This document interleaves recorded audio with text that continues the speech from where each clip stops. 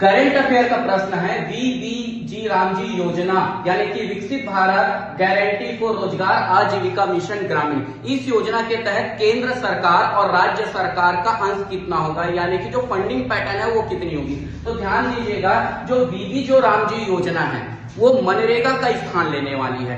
मनरेगा में 100 दिनों के रोजगार का प्रावधान था, लेकिन वीबी रामजी योजना आने से इसमें रोजगार का जो प्रावधान किया गया है वो 125 दिनों का किया गया, यानी कि अब 100 दिन के स्थान पर 125 दिन का रोजगार मिलेगा। और पर डे जो है श्रमिकों को 240 रुपए तक के रोजगार का प्रावधान है, 240 रुपए पर डे इस पर मिलेगा।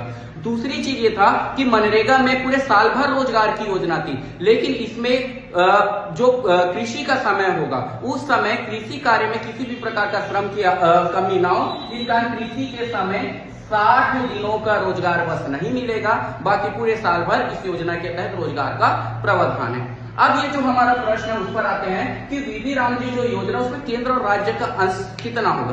तो ध्यान दीजिएगा, ऐसे राज्य जो हिमालयन क्षेत्र यानी कि हिमालय पर्वत या पर्वतीय क्षेत्र में और भारत के पूर्वोत्तर राज्य, इन राज्यों में जो केंद्र सरकार है वो 90% देगी और 10% जो है राज्य सरकारें फंडिंग करेगी। ऐसे केंद्र शासित प्रदेश जो पूरी तरह से केंद्र के ऊपर डिपेंड है, यानी कि वहां पे विधायिका नहीं है, उन राज्यों में 100% फंडिंग जो है आपके केंद्र सरकारें करेगी। लेकिन जो सामान्य राज्य हैं उन स्थानों पर जो है 60% केंद्र सरकार फंडिंग करेगी और 40% जो है राज्य सरकार फंडिंग करेगी। लेकिन हमारे जो क्वेश्चन का जो है वीबी रामजी योजना के तहत केंद्र और राज्य का अंश का अनुपात कितना होगा, तो हमारे क्वेश्चन के अकॉर्डिंग आंसर होगा 60-40, यानी कि केंद्र 60 देगी और राज्य देगी 40। धन्यवाद।